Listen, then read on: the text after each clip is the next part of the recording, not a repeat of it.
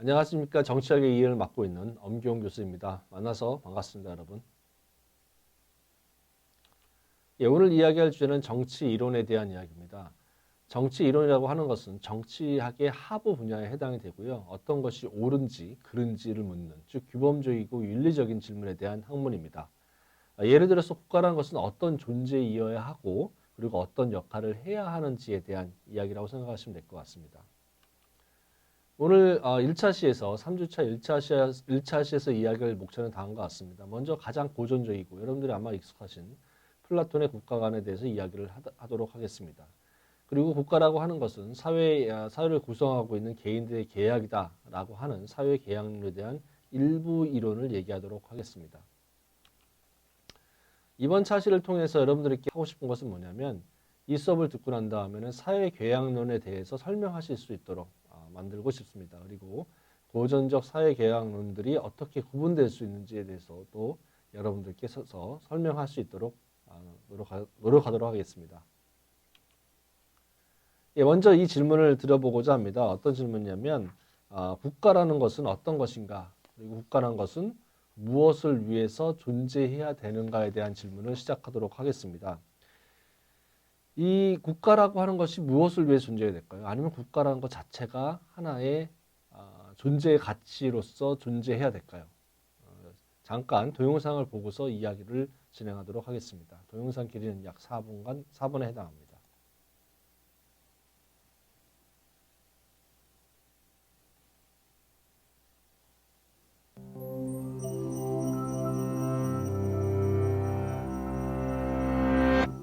What is reality? Knowledge? The meaning of life? Big topics you might tackle figuratively, explaining existence as a journey down a road or across an ocean, a climb, a war, a book, a thread, a game, a window of opportunity, or an all too short-lived flicker of flame. 2,400 years ago, one of history's most famous thinkers said life is like being chained up in a cave, forced to watch shadows flitting across a stone wall. Pretty cheery, right? That's actually what Plato suggested in his Allegory of the Cave, found in Book 7 of the Republic, in which the Greek philosopher envisioned the ideal society by examining concepts like justice, truth, and beauty. In the allegory, a group of prisoners have been confined in a cavern since birth, with no knowledge of the outside world. They are chained facing a wall, unable to turn their heads, while a fire behind them gives off a faint light. Occasionally, people pass by the fire carrying figures of animals and other objects that cast shadows on the wall. The prisoners name and classify these illusions, believing they're perceiving actual entities. Suddenly, one prisoner is freed and brought outside for the first time. The sunlight hurts his eyes, and he finds the new environment disorienting. When told that the things around him are real, while the shadows were mere reflections, he cannot believe it. The shadows appeared much clearer to him, but gradually his eyes adjust until he can look at reflections in the water, at objects directly, and finally at the sun, whose light is the ultimate source of everything he has seen. The prisoner returns to the cave to share his discovery, but he is no longer used to the darkness and has a hard time seeing the shadows on the wall. The other prisoners think the journey has made him stupid and blind and violently resist any attempts to free them. Plato introduces this passage as an analogy of what it's like to be a philosopher trying to educate the public. Most people are not just comfortable in their ignorance, but hostile to anyone who points it out.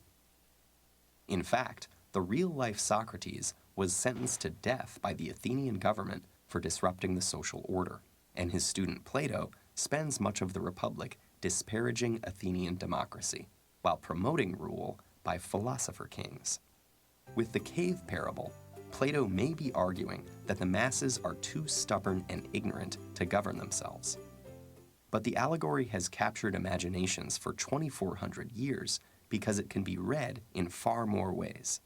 Importantly, the allegory is connected to the theory of forms developed in Plato's other dialogues, which holds that, like the shadows on the wall, things in the physical world are flawed reflections of ideal forms, such as roundness or beauty. In this way, the cave leads to many fundamental questions, including the origin of knowledge, the problem of representation, and the nature of reality itself. For theologians, the ideal forms exist in the mind of a creator. For philosophers of language viewing the forms as linguistic concepts, the theory illustrates the problem of grouping concrete things under abstract terms. And others still wonder whether we can really know that the things outside the cave are any more real than the shadows. As we go about our lives, can we be confident in what we think we know? Perhaps one day a glimmer of light may punch a hole in your most basic assumptions. Will you break free to struggle towards the light, even if it costs you your friends and family? Or stick with comfortable and familiar illusions?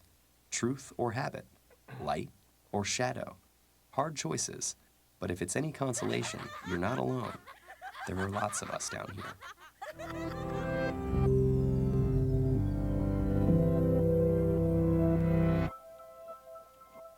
비디오 잘 보셨나요? 여기서 논의하고 있는 것은 우리가 지금 보고 있는 것들이 사실은 허상일 수도 있다라는 얘기잖아요. 그리고 실존하는 것은, 즉 이데아라고 하는 것은 다른 곳에 존재하고 있다라고 하는 겁니다. 그런 관점에서 여러분들에게 이 질문을 다시 한번 던지도록 하겠습니다. 국가는 무엇을 위해서 존재하는가라는 질문입니다. 여러분들이 생각하시기에 국가라고 하는 것은 여러분들의 개인을 위해서 개인의 인권과 복리와 복지를 위해서 존재한다라고도 하실 수 있겠죠. 어떤 사람들은 기업이라고 하는 것은 지배계급, 예를 들면 기득권을 갖고 있는 사람들이 존재한다. 조금 더 구체적으로 자본가 계급이나 회사를 위해서 존재한다. 이렇게 생각할 수도 있겠죠. 그다음에 어떤 사람들은 아니다. 우리나라 같은 경우는 노동자 계급을 위해서 이들의 앞날을 위해서 존재한다라고 생각할 수도 있다라고 하는 겁니다. 자, 그렇다면 플라톤의 동굴에 비유해서 봤을 때 여러분들이 생각하는 이러한 국가의 역할, 바람직한 국가의 역할이라고 하는 것이 과연 진짜일까요? 아니면 여러분들의 생각조차도 누군가에 의해서 만들어진 것일까요? 달리 생각하면 여러분들이 동굴을 벗어났을 때는 이 국가가 무엇을 위해서 존재해야 하는지에 대해서 다른 생각을 가질 수 있는지 한번 여쭤보고 싶습니다. 그런 관점에서 오늘 2차 시 그리고 나머지 2차 시, 3차 시에 대해서도 생각을 해봤으면 좋겠습니다. 국가는 무엇을 위해서 존재해야 하는가? 플라톤은 아마 여러분들이 가장 많이 접했던 분이지 않나 생각이 됩니다. 플라톤의 국가관은 우리가 생각하기에 일반 사회 시간에 아마 배웠을 것 같은데 플라톤이라고 하는 것은 상당히 긍정적으로 바라보지 않았습니까? 플라톤이라는 사람은 대단한 철학자이고 따라서 그 사람이 생각하는 것은 상당히 바람직하지 않을까라고 생각할 수도 있을 것 같은데 가만히 들여다보면 꼭 그렇지는 않다라고 하는 겁니다. 먼저 얘기했을 때 플라톤이 얘기하는 거 보면은 국가의 최고의 목적은 그리고 항상 생각해야 될 것은 뭐냐면 정의의 정의를 진흥시키는 데 목적이 있다라고 생각을 했습니다. 그러니까 저스티스를 진흥시키는 데 목적이 있다라고 했던 거죠. 따라서 최고의 국가 형태라고 하는 것은 가장 바람직한 국가 형태라고 하는 것은 정의를 진흥시키는 국가가 가장 바람직하다 이렇게 봤던 겁니다. 그렇다면 정의라는 것은 무엇인가? 우리가 생각하는 지금의 정의와는 조금 다르죠. 정의라고 하는 것은 바로 본성을 따르는 것을 얘기합니다. 이때 본성이라는 건 뭐냐면 자신이 태어났을 때 갖고 있던 그 재능을 얘기합니다. 태어났을 때 갖고 있던 그 재능을 얘기합니다. 예를 들어서 여러분들이 태어났을 때 가장 여러분들의 재능은 뭐였냐면 바로 힘이 좋다라고 하는 것이죠. 근육 운동에 익숙한 사람으로 태어났으면 거기에 맞는 일을 하는 것이 맞다라고 하는 겁니다. 그 일이 뭐냐? 바로 노동자가 되는 것이라고 하는 것이죠. 플라톤이 생각하기에는 그런 사람들이 가장 비중으로서는 많다고 생각을 했다는 겁니다. 또한 육체적으로 그다음에 육체적으로 위험한 일에 용감하게 도전할 수 있는 사람이, 그러니까 위험한 상황에도 불구하고 도둑놈을 잡든지 아니면은 불을 끄든지 이런 사람들 같은 경우는 어떤 역할을 해야 되냐? 바로 수호자의 역할을 해야 된다고 생각을 했다는 겁니다. 그리고 끝으로 공공에 대한 봉사와 정책을 결정하는, 즉 정책 결정에 익숙한 사람들은, 정책 결정이라는 본성을 갖고 태어난 사람들은 어떤 일을 해야 되냐? 바로 이 통치자 그룹에 속해야 된다라고 생각을 했다라는 겁니다. 따라서 정의로운 국가라는 것은 뭐냐면 자기가 태어난 이 본성에 따라서 그 일을 그대로 하는 것이, 하도록 만들어주는 것이 좋은 국가라고 생각을 했다는 겁니다. 지금까지는 괜찮죠. 지금까지는 괜찮은데 여기에 문제점이 하나 있습니다. 바로 부정의한 것을 보다 보면 이 문제점이 드러나게 됩니다. 부정의한 게 뭐냐면 자신의 본성과는 다르게 행동하는 겁니다. 즉 자기가 태어나는 모습과는 다르게 다른 일을 하려고 노력하거나 그 일을 하는 것을 얘기합니다. 예를 들면 본성적으로 본인에 적합한 사람이 태어났는데 이 사람이 정책 결정을 하고자 하거나 정책 결정을 하고 있다면 바로 문제가 된다는 겁니다. 즉 부정의가 발생된다고 하는 겁니다. 이런 생각의 가장 큰 문제점은 바로 뭐냐면 인간의 전진을 막는다고 하는 겁니다. 뭔가 새로운 것을 하려고 하고 거기에 내가 원하는 것을 찾아서 그 새로운 것을 추진하는 것 자체, 그 자체가 본성에 어긋나는 것이라면, 즉 여러분들이 태어난 것에 어긋나는 것이라고 한다면 부정의하다라는 것이죠. 그리고 경쟁도 사실 필요가 없는 것이죠. 태어난 대로 그냥 가면 되니까. 그리고 새로운 어떤 자기의 모습과는 다른 새로운 모습에 대한 야망도 사실상은 하면 안 된다고 하는 겁니다. 이런 차원에서 봤을 때 아까 그 비디오에서 보신 것처럼 이 많은 사람들이, 가장 많은 사람들이 노동자 계급에 맞고 노동자 그룹에 맞고 가장 소수의 사람들이 정책 결정에 부합하는 식으로 태어났는데, 즉 이런 식으로 태어났는데 민주주의라고 하는 것은, 즉 아테네에서 하고 있다는 민주주의라고 하는 것은 이 모든 사람이 다 정책 결정을 하고 있다는 겁니다. 달리 말하면 이 노동자 계급과 수호자 그룹 같은 경우에는 정책 결정을 하면 안 되는데, 본성이 어긋나니까 하면 안 되는데 이 사람들 모두 다 정책 결정에 참여하고 있기 때문에 민주주의라고 하는 것은 사실상은 부정의적인 정부 형태다라고 하는 겁니다. 자, 그렇다면 플라톤이 이야기한 것처럼 민주주의는 부정의한 행동인가요? 달리 말을 하면 여러분들에게 드리고 싶은 질문은 민주주의라고 하는 것은 적합하지 않은 사람들에 의한 결정인가요? 적합하지 않은 사람들에 의한 결정. 아니 그렇다면 대안은 뭐가 있을까요?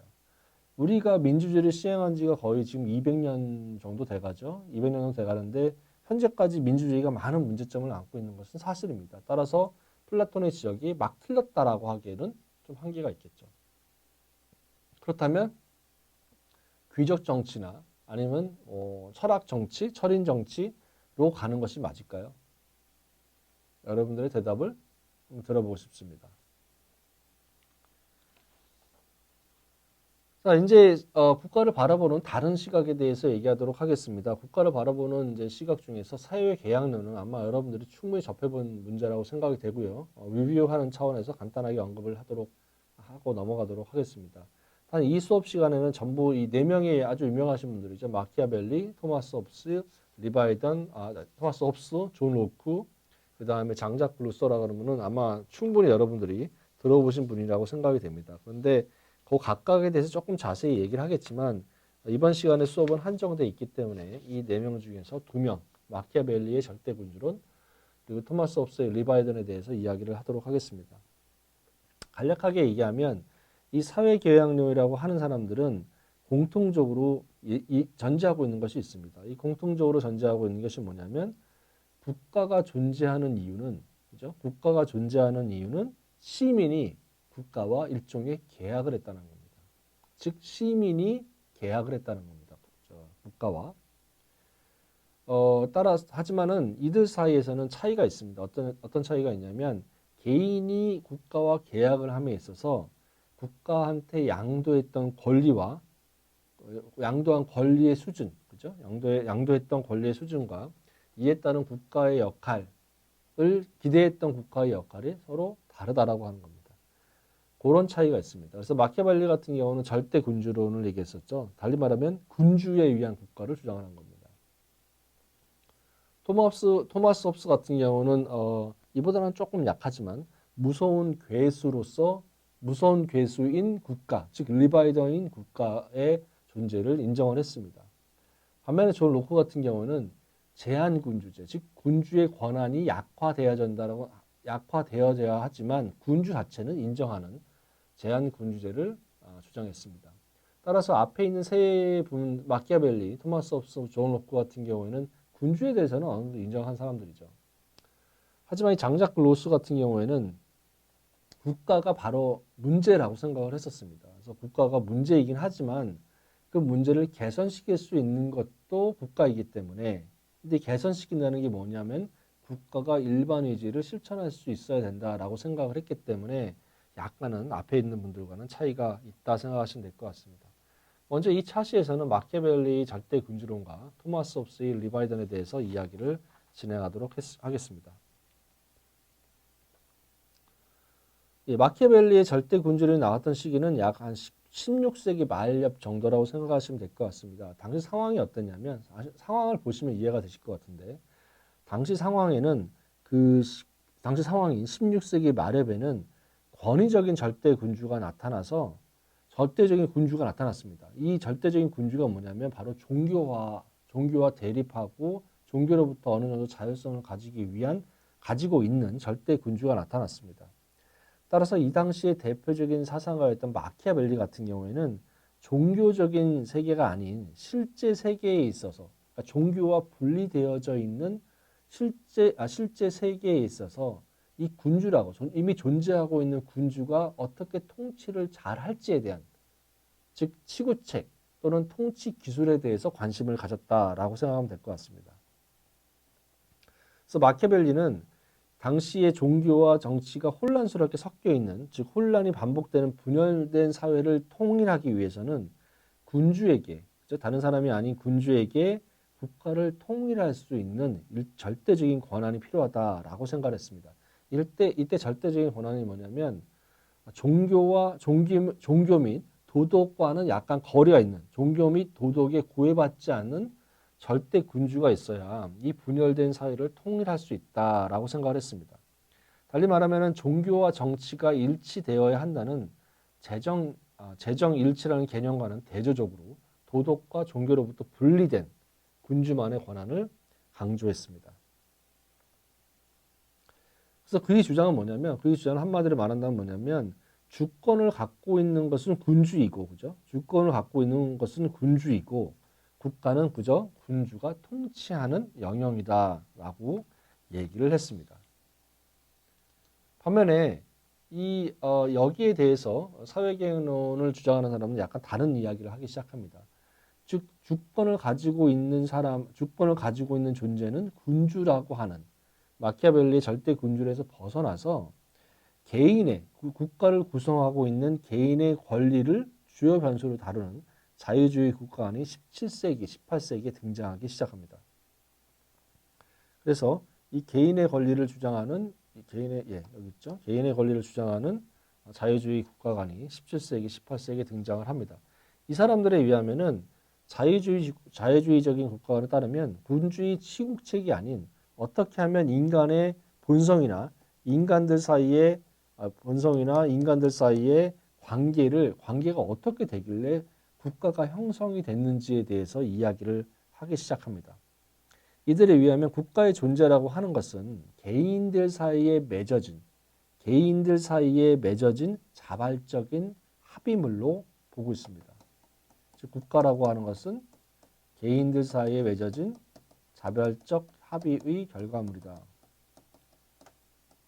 이게 국가라고 봤던 겁니다.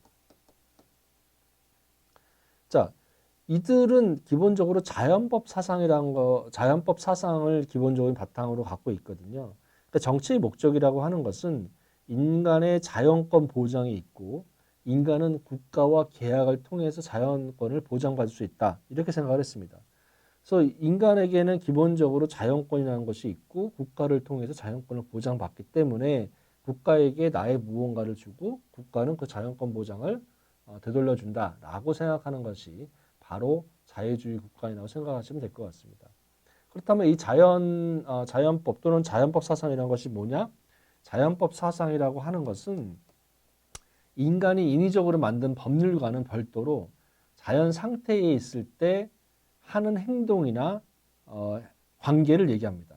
달리 말하면은 우리가 지금 뭐 헌법도 있고 국회가 만드는 법들도 있잖아요.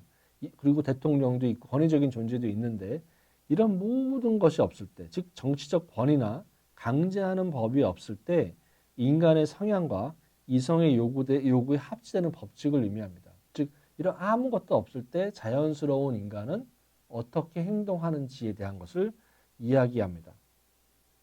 따라서 자유주의 국가관에 따르면 바람직한 국가라고 하는 것은 인간 본인의 욕구와 인간의 자연적인 권리가 존중받거나 존중받을 수 있도록 하는 국가라고 이야기하고 있습니다. 즉, 요게 잘 지켜져야 한다는 얘기죠. 예, 토마스 홉스에 대해서 잠깐 이야기하도록 하겠습니다. 옆에 보시는 그림과 같이 토마스 홉스 같은 경우는 그 자유주의 국가관에서 처음이라고 말하기는 그렇지만 어쨌든 체계화시킨 분이신데 요 사람이 바로 군주라고 생각을 했다는 겁니다. 요게 바로 또 리바이던이기도 합니다. 거기에 대해서 얘기를 말씀을 드리면요. 일단 토마스 홉스도 개인 간의 합의로서 국가가 형성된다라고 하는 자유주의 국가관에 있어서는 동의를 했습니다. 동의를 했죠. 하지만 인간의 본성에 비춰봤을 때 우리는 절대 군주가 필요하다고 얘기했습니다. 즉 리바이던이 필요하다고 얘기를 했습니다. 이 사람의 논리를 보면 이분의 논리를 보면은 인간은 일단 이성적이고 합리적인 존재입니다. 인간은 이성을 가지고 있어서 자신의 생각을 할 수 있기 때문에 어떤 것이 자기에게 얼마만큼의 이득을 가져오고 어떤 것이 얼마만큼의 손실을 가져오는지를 파악할 수 있다고 생각을 했습니다. 그리고 가장 이득이 높은 것을 선택할 수 있다라고 하는 인간은 그런 합리적인 존재를 봤습니다. 그런데 이 사람들이 이제 토마스 홉스 같은 경우에도 자연 상태에 있을 때 인간은 어떠한가를 전제를 했었겠죠. 자, 토마스 홉스 같은 경우는 자연 상태의 인간은 이 욕구와 반감이 공존하는 사람으로 생각했습니다. 욕구, 뭘 하고 싶은 것과 뭘 하기 싫은 것이 공존한다. 이게 인간이다 생각이 됐습니다. 따라서 인간은 자신의 욕구는 만족시키면서 동시에 반감은 피하려고 하는 경향이 있다라고 전제를 한 겁니다. 특히 인간이 가장 싫어하는 것은 뭐냐면 바로 죽음을 피하려고 한다는 것이죠. 죽음을 피하려고 한다는 것이죠. 따라서 인간은 자신이 원하는 것을 추구하고 싫어하는 것, 즉 특히 죽음을 피하려고 하는 이 두 가지 속성을 가지고 있다라고 생각을 한 겁니다. 따라서 이성적인 인간은 이성을 통해서 욕구를 추구하면서도 반감을 피할 수 있는 최선의 방법을 찾을 수 있다라고 생각을 했다는 겁니다. 이 함정 방법이 뭐냐? 이 함정적인 대답이 뭐냐면 자신의 주권을 군주에게 양도하고, 그죠? 자신의 주권을 군주에게 양도한 후에 군주는 자신의 자연권을 보장해주는, 특히 생명에 대한 것을 보장해주는 역할을 하기를 바랬다는 겁니다. 여러분들이 교과서에서 제일 많이 들었던 이야기가 아마 이거일 것 같은데요. 일단 자연 상태에서 인간은 그 자신의 생활 또는 생명을 위해서 자유에 대한 권리를 가지고 있긴 있습니다. 그리고 그 자신의 판단과 이성으로 어떤 일이든 할 수는 있다는 거죠. 이 사람은 이성이 있고 합리적인 판단을 할 수 있기 때문에 자연적인 상태에서도 자신의 삶을 유지할 수 있기는 한다라는 겁니다. 그런데 문제는 뭐냐면 이 자연 상태에서는 나 혼자 존재하는 것뿐만 아니라 다른 사람도 같이 있다라는 거죠. 그리고 이 다른 사람도 똑같이 욕구와 반감을 가지고 있다는 겁니다. 따라서 이 자연 상태에서 욕구를 가진 다른 인간으로 인해서 폭력과 전쟁, 즉 나에 대한 공격과 나의 생명을 뺏어갈 수 있다는 겁니다. 이런 상태를 뭐라 그러냐? 바로 만인에 대한 투쟁이라고 하는 겁니다. 따라서 욕구와 반감을 가지고 있는 합리적인 인간이라고 하는 사람들이 사실은 이 만인에 대한 투쟁에 놓이게 되는, 그죠? 이 만인에 대한 투쟁에 놓이게 되는 상태로 놓이게 되고 이럴 때 인간은 자신이 자유로운 건 사실이지만 상당히 무기력하고 무능하게 된다는 겁니다. 왜냐하면 언제 내가 죽을지 모르기 때문에 상당히 무기력하고 무능하게 된다라고 하는 것이죠. 따라서 혼란 상태를 극복하기 위해서 통치 주권, 자신의 생명을 지킬 수 있는 권한을 누군가에게 전제군주겠죠. 전제군주에게 양도하는 대신에, 양도해서 복종하는 대신에 그로 인해 생명을 보존받는 것이 훨씬 낫다라고 생각을 한 겁니다. 즉, 자신의 생명, 자신의 자유를 양도하는 대신에 죽음을 가져게 하는 내란 상태, 즉 만인에 대한 투쟁을 피하는 것이 낫다라고 생각했던 겁니다. 개인들 간의 갈등과 폭력을 통해서 죽음의 두려움을 가진 인간들, 즉 이런 반감들을 가지고 있는 인간은 자신이 추구하는 욕구를 어느 정도 절대 군주에게 양도하고 그로 인해서 탄생한 절대적 권리의 소유자인 거대한 괴물, 즉 르바이던이라고 하는 국가를 만들어냈다는 얘기입니다. 역설적으로 보면 더 큰 폭력 행사가 정당화된 자신의 목숨을 뺏어갈 수도 있는 거잖아요. 이 더 큰 폭력 행사가 정당화된 기구인 국가를 만들어내면서 인간은 폭력의 두려움에서 어느 정도 회복할 수 있다라고 하는 겁니다. 근데 여기서 하나 꼭 아셔야 될 게 뭐냐면 이 홉스는 자신의 생명조차도 군주에게 양도를 하고 있는 것은 사실이지만 군주의 신하가 되는 것이 군주에게 복종하는 것이 군주의 이익을 위해서 그런 것은 아니라고 하는 겁니다. 군주의 신하가 되고 군주한테 복종하는 것은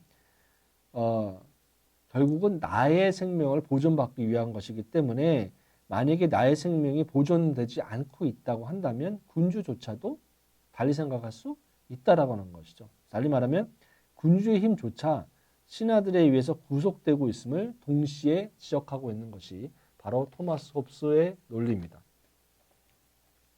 예, 여러분들은 지금까지 국가관에 대해서 살펴봤습니다. 플라톤이 이야기하는 국가와 그리고 고전적 사회계약론이라고 얘기하는 마키아벨리와 토마스 홉스에 대한 국가관을 살펴보았습니다. 어떻게 생각하시는지요? 다음 차시에는 바람직한 국가에 대한 다른 시각도 같이 살펴보도록 하겠습니다. 예, 이 차시에서 활용된 참고문헌은 다음과 같습니다. 예, 끝까지 들어주셔서 감사합니다. 고맙습니다.